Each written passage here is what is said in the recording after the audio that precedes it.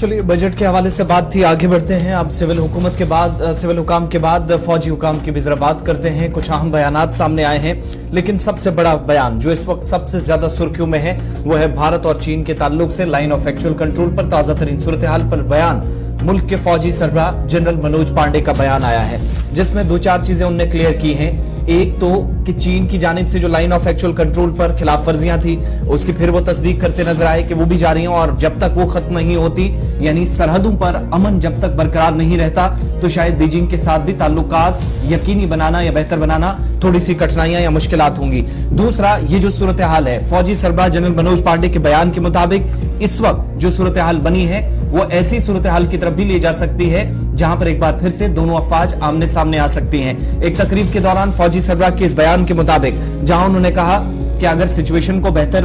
होते हम देखें, यानी एलएसी पर अगर सब कुछ ठीक रहता है, अमन बरकरार रहता है, तो इसका असर आप दिल्ली और बीजिंग के दरमियान ताल्लुकात में भी देखेंगे, जहां पर दोनों स्ट्रेटेजिक एतबार से ममालिक आगे बढ़ने की कोशिशें सिविल हुकाम के साथ साथ फौजी सतह पर भी कर रहे हैं। इसके अलावा जहां पर वो second strategic dialogue rise of China and its implication of the world नामी इस प्रोग्राम से खिताब कर रहे थे, उन्होंने कहा कि कोशिशें दारुल हुकूमत नई दिल्ली की तरफ से, भारत सरकार की तरफ से हर बार हुई है कि बीजिंग के साथ ताल्लुकात को मजीद बेहतर बनाया जाए, इस एस्केलेशन वाली सूरत हाल से बाहर निकला जाए जहां पर अफवाज आमने सामने खड़ी थी। लेकिन उनके मुताबिक इन सारी कोशिशों के बावजूद भी चीन की जानिब से कोई मस्बत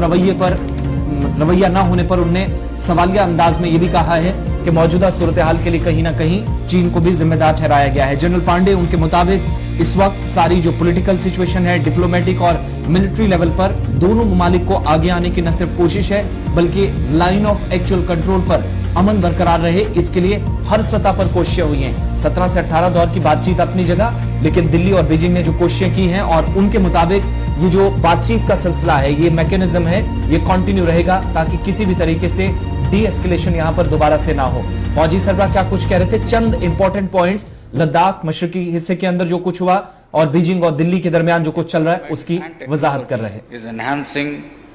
Military capabilities of a number of states. It is increasingly displaying a willingness to project its military power as seen from its aggressive attempts to establish military bases in the Indo-Pacific, Africa, and more importantly in our immediate neighborhood as well. The rapid expansion of PLA Navy is reflective of its extra-regional power projection intentions. The proliferation of its military weapons, equipment and technology is enhancing military capabilities of a number of states, some in South Asia too, which is of concern. Proliferation. चलिए जनाब, army के सरबराह lieutenant general army chief Manoj Pande साहब को आप सुन रहे थे, chief of army staff जो है, और ये बता रहे थे कि किस तरीके की सूरत हाल इस वक्त मशरकी लद्दाख के अंदर एलएसी पर बनी हुई है, लाइन ऑफ एक्चुअल कंट्रोल पर बनी हुई है, जहां पर चीन एक तरफ से मोबिलाइजेशन बढ़ा रहा है, वहीं दूसरी तरफ से भारत सरकार ने भी अपने तरीके से इसका मौसर और मुनासिब जवाब दिया। ताहम भारतीय अफवाज किसी भी